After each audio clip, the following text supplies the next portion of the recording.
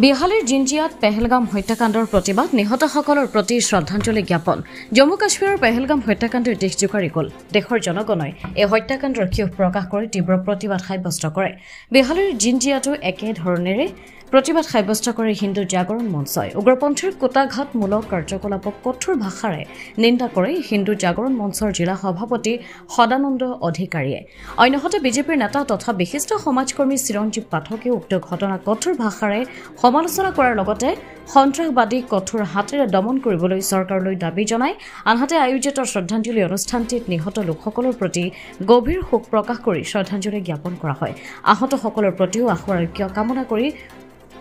উপস্থিত সকলোৱে প্ৰাৰ্থনা কৰে মাননীয় আমাৰ মুখ্যমন্ত্ৰী হিমন্ত ছাৰে কৈছে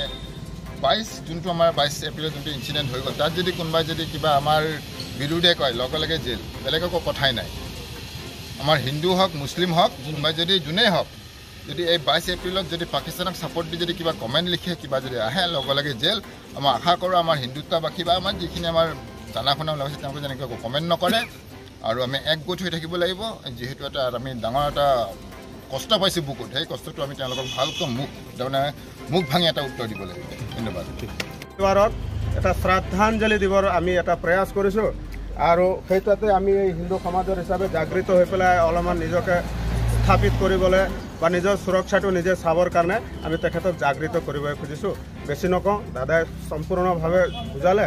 ইমানে কৈ পেলাই বন্দে মাতৰম জয় শ্ৰী ৰাম জয় মই এটা ব্যক্তিগত কওঁ মোৰ দুদিনৰ আগত মোৰ লগৰ ল'ৰা এটা এণ্ড্ৰু বুলি কয় ই আহি পাইছে আহি পোৱাৰ পিছতে এইটো ইনচিডেণ্ট হৈ গৈছে ইমান ধুনীয়া এখন জেগা তাত টুৰিষ্ট যোৱাৰ লগে লগে ডেভেলপমেণ্টত যোৱাৰ লগে লগে আমাৰ ৰেভিনিউ আহে সেই ৰেভিনিউখিনি পাকিস্তানে বিচৰা নাই আমাৰ কাশ্মীৰখন আগতে আমি সৰু থাকোঁতে আমি এখন চাইছিলোঁ চিলচিলা চিনেমা চাইছিলোঁ অমিতাভ বচ্চনৰ বেমিছাল এখন চিনেমা আছিলে তাক কাশ্মীৰত শ্বুটিং কৰিছিলে জন্নত বুলি কয় ছুইজাৰলেণ্ড বুলি কয় সেই তাত এটা সিহঁতে আমাৰ টোটেলি ডিষ্ট্ৰয় কৰি দিছে আমাৰ কাশ্মীৰৰ এতিয়া মানুহখিনিও আগতে যোনটো তেওঁলোকে ভুল ধাৰণা লৈ আছিলে যে তেওঁলোকে পাকিস্তানে ছাপোৰ্ট কৰে তেওঁলোকে এতিয়া আমাৰ ভাৰতীয় হয় আমাৰ প্ৰতি মাত দিছে তেওঁলোকে গম পাইছে কোনটো ৰাইট কোনটো ৰং চ' সেইটো লৈ পেলাই ধৰক এতিয়া আমাৰ মোদী ছাৰে নেতৃত্ব লৈ আছে আশা কৰোঁ এটা ভাল এটা ডিচিশ্যন ল'ব আৰু মই এইখিনিতে মই আপোনালোকৰ মাধ্যমেদি সকলো অসমবাসী বা জনাব বিচাৰিছোঁ আমাৰ এখন হিন্দুতা দেশ আমি চবে একেলগে থাকিব লাগে চবে আমি একগোট হ'লে পাকিস্তানক আমি ধৰক এতিয়া আমি ক'ব গ'লে যদি গুচা মাৰিব যাওঁ মুঠিটো মাৰিবই লাগিব আমি গোটেই হিন্দুত্ববাদী এক হৈ থাকিলে আমি সেই উগ্ৰপন্থীক যিহেতু চবেই জানে কোনো জাতি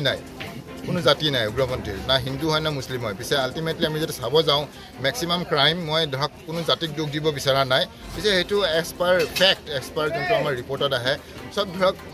এটা বেলেগ এটা ধৰ্মৰ মানুহে নামটো বেছি আমি আলোচনাত পাওঁ চ' সেইখিনি হয় নহয় সেইখিনিয়ে পাওঁ আমাৰো থাকে আমি নকওঁ যে আমি হিন্দুটো আমি পূৰা ক্লিয়াৰ আমাৰ যদি 100টাৰ ভিতৰত 2টা থাকে বাকী কেইজন থাকে বেলেগ ধৰ্মৰ মানুহ চ' সেইখিনি ধৰক আমাৰ কেইজনমানৰ কাৰণে গোটেই ধৰ্মটো বদনাম হোৱা যায় আৰু পাকিস্তান চবেই জানে পাকিস্তান এখন উগ্ৰপন্থী জেগা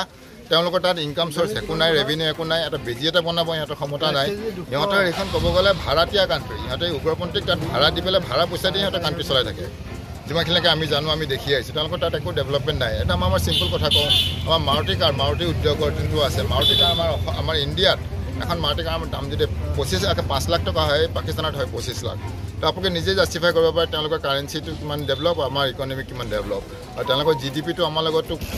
তুলনাই নহয় যোনটো আমাৰ GDP গ্ৰ'থ ডে বাই ডে গৈ আছে চ' ইয়াত ধৰক যোনটো ষ্টেপ লৈ আছে আমাৰ মোদী ছাৰে গোটেই বিশ্বতে আমাক ছাপোৰ্ট দি আছে আশা কৰোঁ ভাল এটা ৰিজাল্ট আমি অতি সোনকালে শুনিব পাম বিশ্বনাথৰ পৰা ৰমেশ চন্দ্ৰ শৰণৰ ৰিপৰ্ট অমৃত নিউজ 24/7 অমৃত প্ৰবাহ অসমীয়া সাপ্তাহিক কাকতৰ ডিজিটেল সংস্কৰণ অমৃত নিউজ সত্যৰ সন্ধানত অমৃত নিউজ